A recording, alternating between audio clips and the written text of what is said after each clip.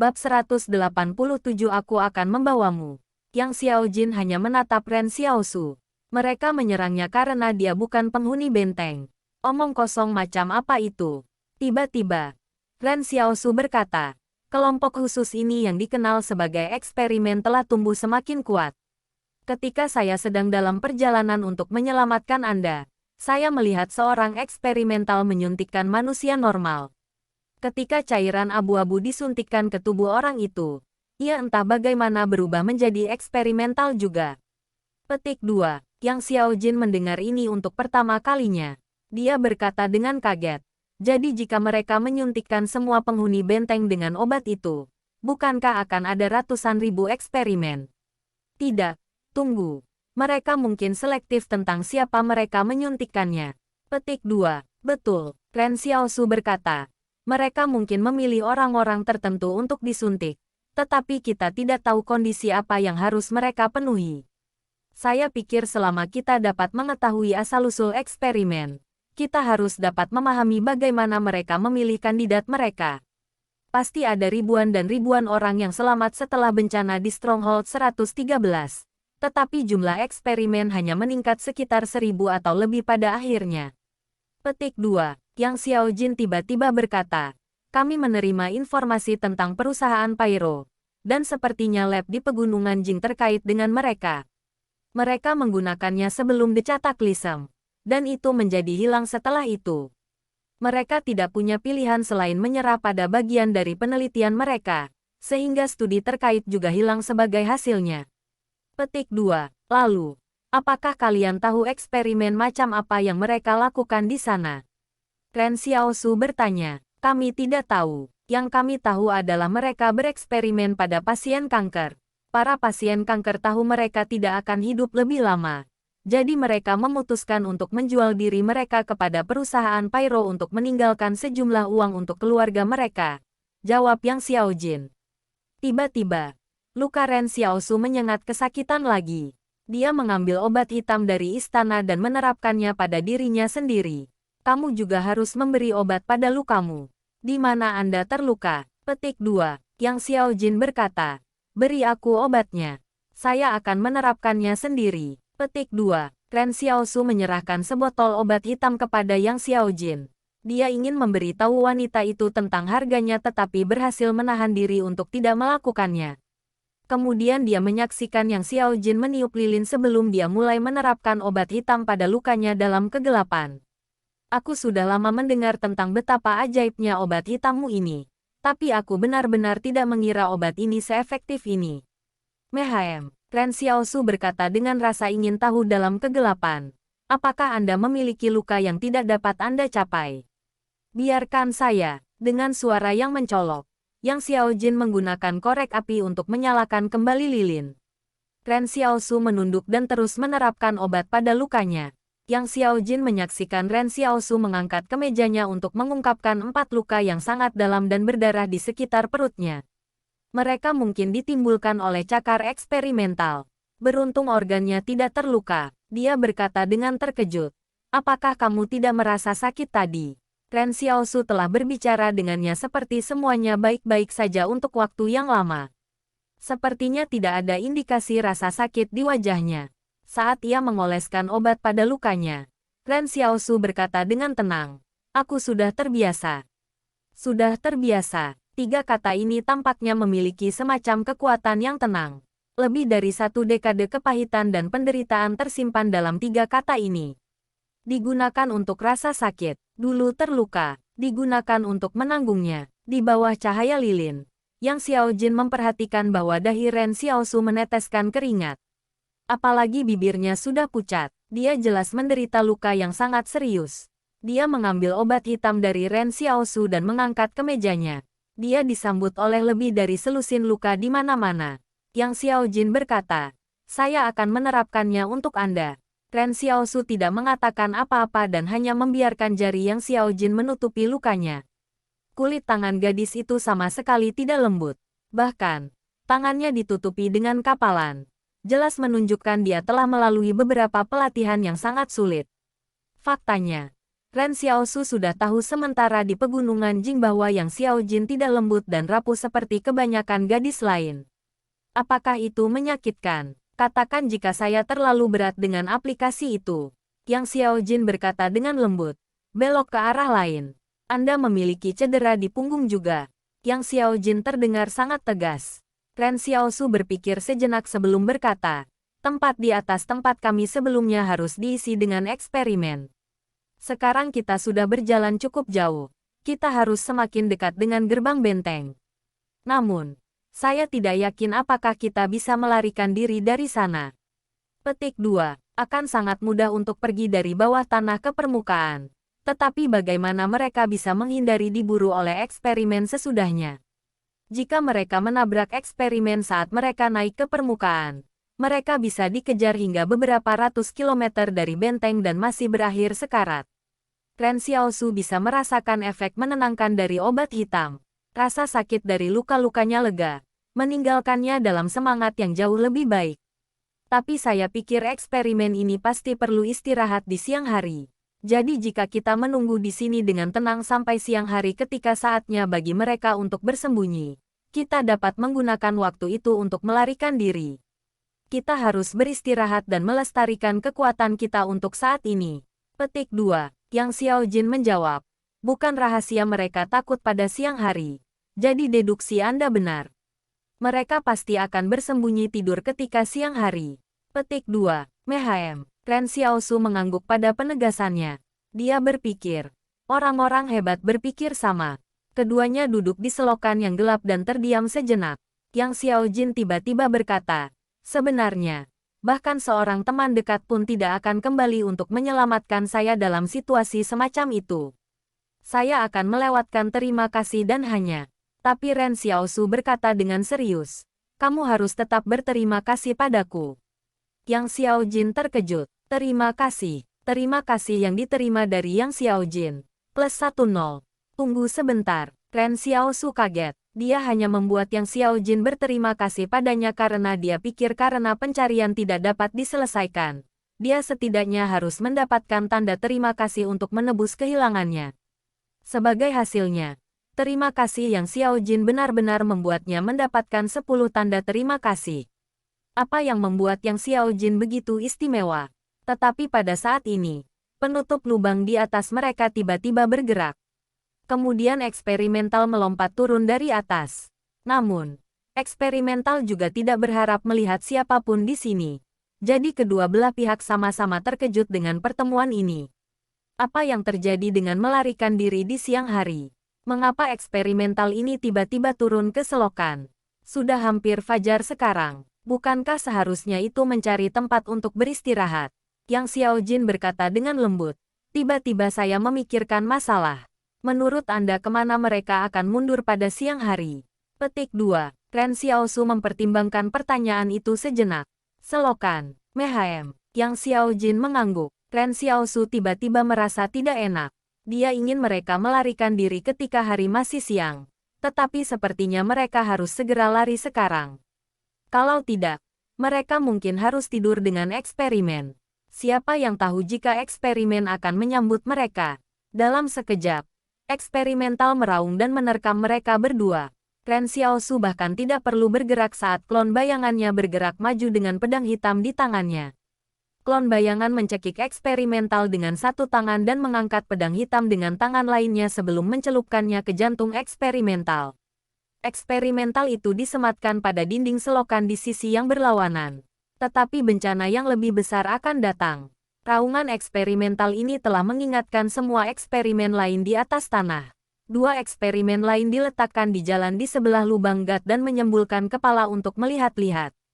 Ren Xiaosu berkata, lari, aku akan menggendongmu. Dia tidak bisa membiarkan klon bayangannya membawa Yang Xiaojin karena dia membutuhkannya untuk bertarung. Namun, Ren Xiaosu tidak menyadari bahwa tubuhnya tidak bisa bertahan lebih lama lagi.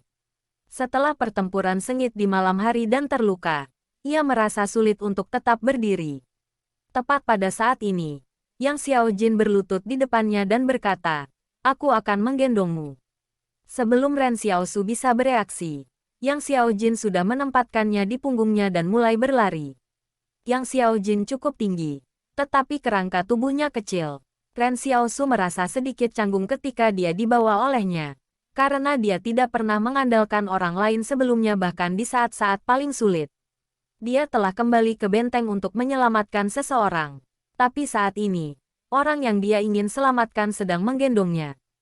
Bab 188 Eksperimen di Selokan. Di selokan yang gelap, bahaya mengintai di balik setiap sudut.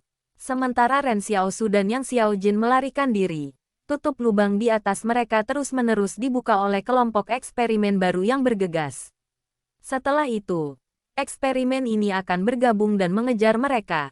Klon bayangan yang menggunakan pedang secara mengejutkan mematikan. Tapi ini bukan saatnya untuk menikmati itu.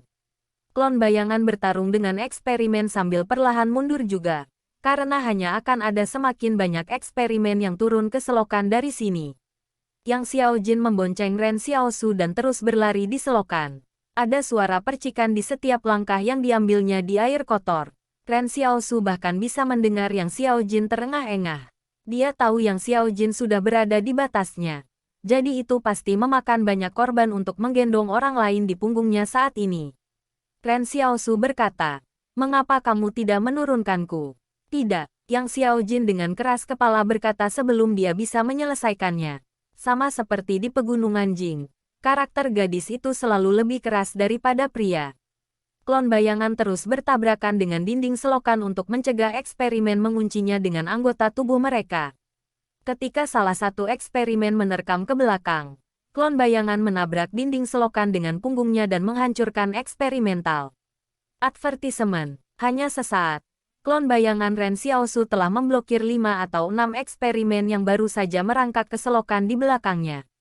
Ren Xiaosu dan Yang Xiaojin sekarang semakin jauh dari eksperimen. Namun, jumlah eksperimen yang tertarik ke saluran pembuangan oleh kebisingan terus meningkat. Ren Xiaosu tidak tahu berapa lama klon bayangannya bisa menahan mereka. Benar-benar ketidakadilan jika kita mati di sini, kata Ren Xiaosu sambil menghela nafas. Yang Xiaojin berkata, "Kami tidak akan mati di sini. Aku pasti akan mengeluarkanmu dari tempat ini." Petik 2. Tiba-tiba, suara kasar membumbung dari depan mereka. "Haha, eksperimen bodoh ini tidak boleh mengharapkan Paman Luo mereka bersembunyi tepat di bawah hidung mereka di sini." Tepat setelah itu, Tang Zhou berkata dengan nada acuh tak acuh, "Itu benar, bos, benar sekali." Tiba-tiba, Luo Lan terdengar agak tidak pasti. Apa kalian semua mendengar itu?" Yang Xiaojin mengaitkan kiri di salah satu persimpangan dan berlari tepat ke kelompok Luo Lan yang tercengang. Luo Lan, Tang Zhou, dan orang-orang mereka semua berjaga dan mengangkat senjata dengan hati-hati. Saat mereka menyorotkan lampu senter mereka ke Ren Xiaosu dan Yang Xiaojin, Luo Lan merasa geli. "Kau juga mendapatkan uang tebusanmu." Ren Xiaosu." Ren Xiaosu tidak bisa tidak peduli dan dengan lemah memanggil, "Lari." Advertisement, Luo Lan tertegun. Tidak mengerti situasinya. "Lari? Mengapa?" Kemudian raungan eksperimen bergema di belakang Ren Xiaosu dan Yang Xiaojin. Luo Lan pucat saat dia berbalik. "Persetan, kenapa tidak ada hal baik yang keluar dari pertemuan denganmu?" Petik 2. Yang Xiaojin tiba-tiba berkata, "Luo Lan, kamu sudah terbiasa dengan selokan. Bawa kami ke halaman rumah yang kami sewa." Petik 2. Luo Lan berkata dengan perasaan bersalah sambil berlari. "Seperti aku tahu di mana rumah pekaranganmu berada. Bukannya aku sudah memantau kalian semua." Petik 2. Ketika Yang Xiaojin melihat bahwa Luo Lan masih bertingkah bodoh pada saat seperti ini, dia mencibir, "Apakah kamu ingin hidup atau mati?" Luo Lan menoleh dan melihat eksperimen semakin dekat. Belok kiri. Ketika mereka berlari untuk hidup di selokan, pasukan tempur konsorsium King yang terlatih jatuh ke belakang kelompok. Kadang-kadang, mereka akan berhenti dan menyapu eksperimen dengan tembakan dalam upaya untuk menunda mereka sehingga Luo Lan bisa melarikan diri. Karena tembakan mereka tidak ditujukan, bagaimanapun, klon bayangan Ren Xiaosu tertembak oleh tembakan acak juga. Ini tidak ada hubungannya dengan api ramah yang disengaja. Ren Xiaosu mengerti bahwa tidak ada yang peduli untuk dengan hati-hati membidik target mereka pada saat seperti ini. Tapi yang lebih penting, dia bisa merasakan sakit ketika peluru itu mengenai klon bayangannya. Penembakan terus-menerus dari senjata membuat Ren Xiaosu kesakitan luar biasa. Dia sudah berkeringat, tetapi tidak ada yang bisa dia lakukan untuk itu. Ketika Luolan kebetulan berbalik dan melihat klon bayangan, dia bergumam ketika dia berlari. Saya tidak menyangka Su Xianchu masih berada di benteng. Di mana dia secara pribadi. Saya pernah mendengar klon bayangan ini tidak takut dengan peluru. Tapi saya tidak berharap itu benar. Petik 2. Ren Xiaosu tanpa ekspresi menatap sosok Luolan yang gemuk dari belakang dan membuat catatan untuk mengingat apa yang terjadi di sini hari ini. Pada saat ini, Luolan memeriksa posisi mereka dengan lirikan dan meraung. Kami di sini, memanjat. Dengan itu, kelompok itu naik ke permukaan melalui tangga berkarat yang meluas ke selokan karena lebih dari 100 pasukan tempur konsorsium Qing tetap di bawah di mana mereka membentuk garis api penyadapan sederhana. Mereka berlutut di atas air kotor dan bergantian menembakkan senjata mereka. Ketika barisan pertama prajurit kehabisan peluru, barisan kedua tentara segera menggantikan mereka di garis tembak. Hanya dengan melakukan ini mereka dapat menahan semua eksperimen di selokan. Bahkan makhluk-makhluk ini yang tidak takut dengan peluru. Mereka masih tidak akan berani untuk bergegas ke hujan es yang begitu kuat. Advertisement. Ren Xiaosu mengendalikan klon bayangannya untuk memaksa jalan kembali ke sisinya. Rasa sakit yang dia rasakan dari tembakan hampir membuatnya pingsan. Pada titik ini, klon bayangannya tidak lagi memikul tanggung jawab untuk menahan eksperimen. Karena itu, ia membuatnya membawa dirinya dan Yang Xiaojin di pundaknya lagi. Ren Xiaosu tahu bahwa Yang Xiaojin juga mendekati batasnya. Dia murni berlari dengan kemauan keras sementara dia membawa Ren Xiaosu ke sini. Kelompok itu bergiliran untuk naik ke permukaan sementara eksperimen dicegah oleh tembakan menekan konsorsium Qing. Tetapi ketika semua orang mulai memanjat ke permukaan, jumlah orang yang memegang garis tembak menurun. Pada akhirnya, beberapa orang harus tetap tertinggal di selokan, karena mereka harus menahan eksperimen untuk yang lain, dan tidak ada yang bisa melakukannya untuk mereka. Eksperimen di selokan telah menyadari daya tembak semakin lemah. Jadi mereka bersiap untuk menerkam maju lagi.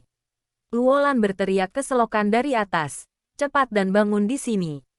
Namun, 5 tentara yang tersisa di bawah tanah melepaskan granat dari seragam mereka dan berkata dengan senyum di wajah mereka, "Bos, sudah terlambat sekarang.